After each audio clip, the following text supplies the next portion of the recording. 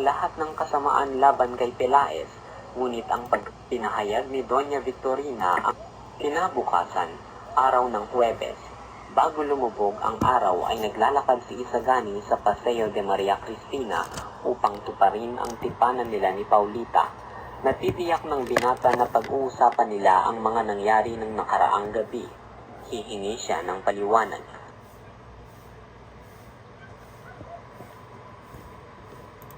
Nang dumating si Paulita, tumibok ng mabilis ang puso ni Isagani. Bago siya nakahakbang ay maliksi nang nakababa si Paulita at niningitian si Isagani ng ngiting napakatamis. Ninitian din niya ito at naramdaman niyang ang lahat ng maitim na guni-guning sumusuot sa kanyang alaala ay nangapawing lahat.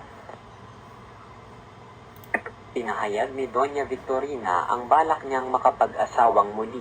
Ano ang tingin mo kay Juanito Pelaez? Si Juanito?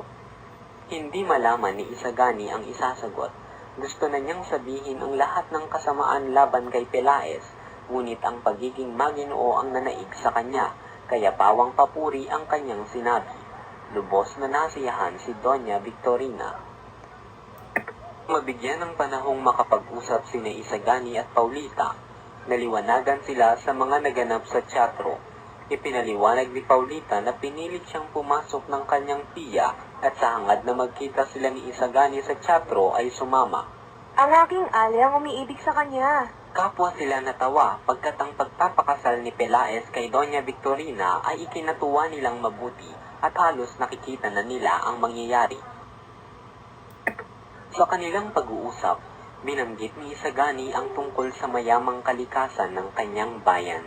Ngunit nang marinig ni Paulita na upang makarating sa bayan ni Isagani ay kailangang magdaan muna sa mga bundok na maraming maliliit na linta at isipin lamang ito'y kinikilig na ang duwag na dalaga. Dahil sa ayaw mapagod at dahil sa laki sa layaw ay sinabing hindi siya maaaring maglakbay kung hindi sasakay sa sasakyan o tren. Hindi magtatagal at ang buong Kapulu ay magkakaroon ng mga daang bakal. Sa ganito'y mabubuksan sa lahat ang magagandang sulok ng Kapuluan. Kung magkakagayon nga sana, ngunit kailan pa kung ako'y matanda na? Aba, hindi mo mababatid ang maaaring magawa sa loob ng ilang taon. Ang buhay at sigla kung magigising ang bayan matapos ang daan-daang taong pagkakahimbi. Ililingap tayo ng Espanya. Ang kabinataan nating nasa Madrid ay gumagawa gabing araw at iniuukol sa bayan ang kanilang katalinuhan, ang kanilang kabuhayan, ang kanilang makakaya. Ang pagkatalong dinamo namin ay patunay sa mga huling hingalo. Bukas ay magiging mamamayan na tayo ng Pilipinas at ang kapalaran ay magiging matagumpay.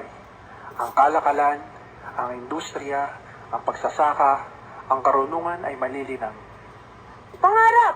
Pangarap! At kung wala kayong mapapala? Pakinggan mo, Paulita. Kapag wala kaming napala, ay titigan mo akong muli at maligaya akong mamamatay upang ang pagmamalaki ay sumilay sa iyong mga mata at masabi balang araw, habang tinuturo ang aking bangkay, ang aking minamahal ay namatay sa pagtatanggol sa mga karapatan ng aking bayan.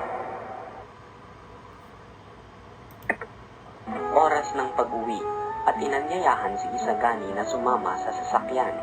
Sa dahilang ang karwahe ay kay Paulita, kaya sa likuran umupo sina Doña Victorina at Juanito. Sa isang bangkito naman ang magsing irog. Ito'y isang panaginip na hindi inaasahan ni Isagani. Ang lahat ay tila isang pangarap kay Isagani, kaya't nang dumating na sila sa Plaza de Santa Cruz, kinakailangan pang pagsabihan siyang nakarating na sila.